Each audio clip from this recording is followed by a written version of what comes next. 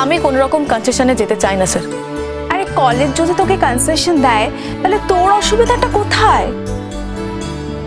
College তো করছে না, অ্যাকাউন্টস তো বলছে এরকম কোনো রুলই নেই। তার মানে কি? অ্যাকাউন্টস ডিপার্টমেন্ট কি করে জানবে যে কোনটা রুল নয়? সেই ইনস্ট্রাকশন তো আমরা দিই। তাহলে অ্যাকাউন্ট ডিপার্টমেন্টের এটা জানার কথা ছিল। ওরা কখনোই বলতো না যে এমন ঘটনা আগে কখনো ঘটেনি। না, তার মানে তুমি কি বলতে চাইছো? আমি মিথ্যা কথা বলছি? সেটা আপনিই জানেন আপনি মিথ্যা কথা বলছেন নাকি আপনার অ্যাকাউন্ট ডিপার্টমেন্ট মিথ্যা কথা বলছে। আর সেটা ভেরিফাই করা আমার দায়িত্ব না, আপনার দায়িত্ব। আমার একটা কথাই বলার আছে, আমি কোনো কনসেশনে কোথাও যেতে চাই না। আমি কনসেশনে কোথাও যাব আর সবার করুণার পাত্র হয়ে থাকবো, এটা আমি কিছুতে অ্যালাউ করব না। তাছাড়া আগের বার আমার টাকাটা কে দিয়ে দিল আমি তো আজও বুঝতে পারছি না। এই শোনো, কে তোমার টাকা দিয়েছে that's not my look out. না না, মানে তোমার টাকা দেওয়া তো অনেক লোক আছে, কি তাই তো? হ্যাঁ, ওই এসিপি স্যার দিতে পারেন তো? কি দিতে পারেন না? উনি যদি আমার টাকাটা দিয়ে থাকেন তাহলে আমি ওনার সঙ্গে কোনোদিনও কোনো সম্পর্ক রাখবো না। This is final. বাট আমি ওনাকে জিজ্ঞেস করেছি, উনি কোনো টাকাই দেননি। শোনো, তোমার একটা কথা বলি, যার প্রতি যার দুর্বলতা থাকে সে কি সে সত্যি কথাটা বলতে পারে? জায়গাটা নষ্ট করে দিতে চাইছে? নো। কি বলতে চাইছেন আপনি? কিসের দুর্বল জায়গা? আমি যা বলার একবারই বলেছি, আর তুমি যা বোঝার একবারই বুঝে গেছো। নতুন করে জিজ্ঞেস করলে যে আমি আবার নতুন কিছু বলবো তা তো নয়, যেটা বলার সেটা বলে দিয়েছি। আপনি কিন্তু আমাকে আবার অপমান করছেন। না না, এর মধ্যে তো অপমানের কিছু দেখছি না। তাছাড়া তুমি বারবার টাকার কথা তুলছো কেন? তোমার টাকা কে দিয়েছে সেটা আমরা জানবো কি করে? দেখো, হস্টেল অ্যাকোমোডেশনে আছো, হস্টেলের খাবার খাচ্ছ, তার জন্য একটা মূল্য ধার্য করা হয়েছে। তুমি যদি সেই টাকাটা দিতে পারো তাহলে তুমি হস্টেলে খাবার খাবে, থাকবে, নালে নয়। লোক অ্যাকাউন্টস দেখেছে যে তোমার টাকাটা ক্লিয়ার, তাই তারা তোমাকে অ্যাকোমোডেশনে থাকতে দিচ্ছে, তোমাকে খেতে দিচ্ছে। এর মধ্যে তো অন্য কোনো রহস্য নেই। আমি তো বুঝতে পারছি না তুমি কি বলতে চাইছো বারবার। তখন থেকে খালি একই কথা বলে যাচ্ছ, কে টাকা দিয়েছে, কে টাকা দিয়েছে। এই কথা তোলার কি কোনো দরকার আছে? কি শাশ্বতী আছে? বেশ,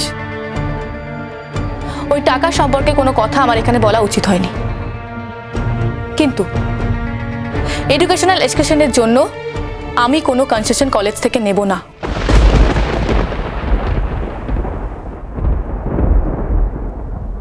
ওকে, দ্যাটস আপ টু ইউ। তুমি তোমার 50 নম্বর কি করে মেকআপ করবে সেটা তুমি চিন্তা করো। আচ্ছা, কারোর যদি টাকা না থাকে তাহলে তাকেও যেতে হবে, এরকম তো কোনো নিয়ম নেই। তাছাড়া 50 মার্কস এক করা কেন হয়েছে? সেই কৈফিয়ত কি আমাকে তোমাকে দিতে হবে না? এটাই আমাদের রুল। রুলটা তাহলে বুকলেটে লেখা উচিত ছিল পরিষ্কার করে। না না, তার উপরে কি নির্ভর করতো যে তুমি এই কলেজে পড়বে কি পড়বে না? তাছাড়া তুমি তো এই কলেজে পড়বে বলে একেবারে তল্পি তলবা গুটিয়ে অদিতি রায়চৌধুরীর চিঠি নিয়ে এই কলেজে হাজির হয়ে গিয়েছে। তখন তোমার বুকলেট দেখেই বা কি হতো? তুমি কি এই কলেজে ভর্তি হতে না? তুমি কি বুকলেট দেখার জন্য এসেছিলে না ভর্তি হতে এসেছিলে? অদিতি রায়চৌধুরীর চিঠি নিয়ে এলেও আমি কিন্তু এই কলেজে পরীক্ষা দিয়েই চান্স পেয়েছি। আমি কিন্তু কারোর কনসেশনে চান্স পাইনি। সকলে যেটা পরীক্ষা দিয়েছিল তার থেকে আমার পরীক্ষা যথেষ্ট টাফ ছিল। আজ অন্তত আপনি এটা স্বীকার করবেন। এইটুকু অনেস্টি আপনার কাছ থেকে নিশ্চয় আশা করতে পারি। দেখ মোহর, কলেজ যখন ডিসাইড করেছে তোর এডুকেশনাল এক্সকারশনে তোকে কোনো পেমেন্ট করতে হবে না, সেখানে তুই কেন মাথা ঘামাচ্ছিস? কোথায় কে কি বলে বেড়াচ্ছে তো তো জানারই দরকার নেই। তোর নাম্বার তোরই থাকবে, সেটা তো অন্য কেউ শেয়ার করতে পারবে না। কলেজ ডিসাইড করেনি শাশ্বতী, ডিসাইড করেছেন ডক্টর শঙ্খ রায়চৌধুরী।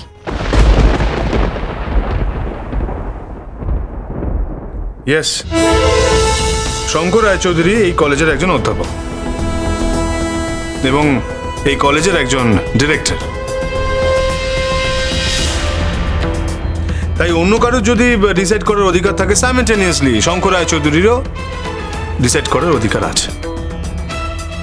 বাট তাই বলে শঙ্কর রায় চৌধুরী একটা ডিসিশন নেয় না, তাকে ডিসিশন নেওয়ার জন্য হেল্প করার জন্য অন্য লোক আছে।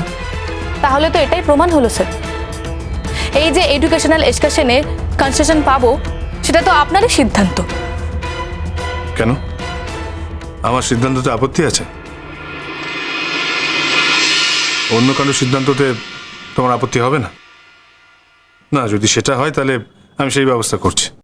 আপনি বা আমাকে নিয়ে যাওয়ার জন্য এত জোর কেন করছেন? কি কি বলছো তুমি এসব? তোমাকে নিয়ে যাওয়ার জন্য আমি জোর করতে যাবো কেন? আমার ক্রেজি ওভার নো।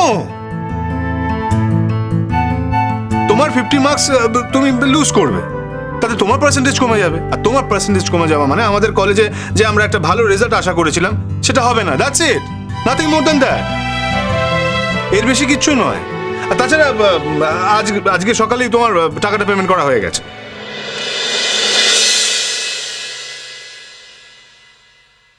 তার মানে কে পেমেন্ট করলো? আই মিন কলেজ পেমেন্ট করেছে, মানে কলেজের অ্যাকাউন্ট থেকে তোমার টাকাটা কেটে গেছে। কেন, আমার ডিসিশনের ভিত্তিতেই কেটেছে, তোমাকে অ্যাকাউন্ট সেই কথা তো জানাইনি? না স্যার, অ্যাকাউন্টসকে তো আমরা এটা জিজ্ঞাসাই করিনি। আমরা জিজ্ঞাসা করেছিলাম রুলটা কি, তখন অ্যাকাউন্টস আমাদের এই কথাটাই বলেছে। হ্যাঁ, কলেজ এটা পেমেন্ট করে দিয়েছে। Is that clear to you? College টাকাটা পেমেন্ট করে দিয়েছে মানে কলেজের অ্যাকাউন্ট থেকে টাকাটা? ইয়েস, অলরেডি পেমেন্ট করে দিয়েছে কলেজ। এটা আবার ভেরিফাই করতে যাও না মহারানী, তোমার তো সবটাতেই বাড়াবাড়ি। টাকাটা আমি আমার পার্সোনাল অ্যাকাউন্ট থেকে দিয়েছি, সেটা আবার জানলে কোন মহাভারত অসুস্থ হয়ে যাবে কে জানে। বাহ বাহ, এ তো দিনে এক আর রাতে এক। কাল রাতের বেলা এত ভালো ভালো কথা বললো, আর দিনের বেলা এসে দেখাচ্ছে একেবারে রণচণ্ডী মূর্তি হয়। পিকুলিয়ার মেয়ে একটা, চালিয়ে খাচ্ছে আমাকে। আমরা তাহলে যাচ্ছি স্যার। হ্যাঁ, এসো। এরপরও তোমার বন্ধুটি যাচ্ছে কি যাচ্ছে না সেটা কিন্তু সম্পূর্ণ ওর ব্যাপার। ও যদি না যায়, কলেজ যে টাকাটা ওর জন্য বের করেছে সেটা সম্পূর্ণ ড্যামেজ ওকে দিতে হবে। নট অনলি ড্যামেজ, তার ইন্টারেস্টটাও ওকেই বের করতে হবে। আমার পারমিশন না নিয়ে কলেজ যদি টাকাটা দিয়ে দেয় তাহলে আমাকে কেন ড্যামেজ দিতে হবে? তুমি একটা কাজ করো, তুমি যাও আমাদের কলেজের যে ল অফিসার আছে তার সাথে কথা বলো। I can't help you, sorry. তোর না সবটাতে বাড়াবাড়ি, সবকিছু নিয়ে এত বাড়াবাড়ি করিস না, আশ্চর্য। কলেজ অ্যাকাউন্ট থেকে তো টাকাটা বেরিয়ে গেছে, এখন তুই বলছিস তোর পারমিশন ছাড়া দেবে কেন? তুই কে রে? তুই তো সেই একটা স্টুডেন্টই। দেখ, কথাগুলো যখন শুনতে হয় আমাকেই শুনতে হয়। হ্যাঁ, আর যার এরকম অভাব অভিযোগ থাকে তাকে তার অভাব অভিযোগ নিয়ে কেউ যদি খোটা শোনায়, তার সেটা কোথায় কি লাগে শুধুমাত্র কিন্তু সেই বুঝতে পারে। হ্যাঁ, কি কি কে কথা শুনিয়েছে? আপনার কাছে আমি ওই ব্যাপারে নালিশ করার জন্য আসিনি। থ্যাংক ইউ, আমি আসছি। স্যার, কিছু বলবেন? না তো, কি বলবো? তাহলে যাচ্ছি স্যার। না না, বারবার বলার কি আছে? যাচ্ছি যাচ্ছি, গেলে যাবে, না গেলে যাবে না। দেখো, এর মধ্যে তো আমার কোনো পার্সোনাল ইন্টারেস্ট নেই। যার 50 মার্কস দরকার নেই সে যাবে না, যার 50 মার্কসের মায়া নেই সে যাবে না, যার 50 মার্কস দরকার আছে সে যাবে। আবারও বলছে, আমার তো কোনো পার্সোনাল ইন্টারেস্ট নেই, তাই না? বরং এরকম একজন রণচন্দ্রীকে সঙ্গে নিয়ে গেলে আমাদের সবসময় সচেতন থাকতে হবে, কখন কোথায় কি গন্ডগোল হয়ে যায়, কি হয়ে যায় ভগবান জানে। হ্যাঁ, আমি তো সবসময় ঝামেলা করি, আমি খারাপ, আমি রণচণ্ডী। না না, তুমি যে ঝামেলা করো, তুমি যে রণচণ্ডী, সে নিয়ে কোনো সন্দেহ আছে তোমার? এই জন্যই আমি যেতে চাইছি না। যেও না, আমি বলছি তুমি যেও না। তুমি একটা কাজ করো, কি করে ড্যামেজটা দেবে, আর ওই 50% মার্কস যেটা বললাম সেটা কি করে কভার করবে সেটা দেখো। ঠিক আছে, আমি এখন ব্যস্ত, কাজগুলো করি। ওকে।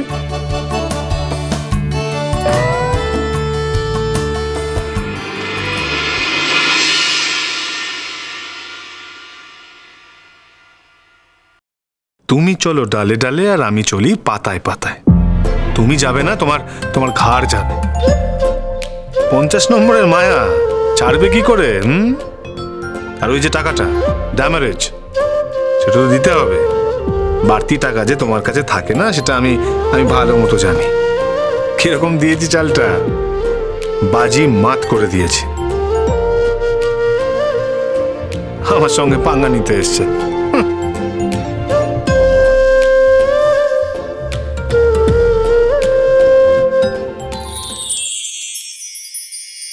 আজ আমি তোমার কোনো আপত্তি শুনবো না মহর। তোমার সব আপত্তি আমি ভাসিয়ে দেবো।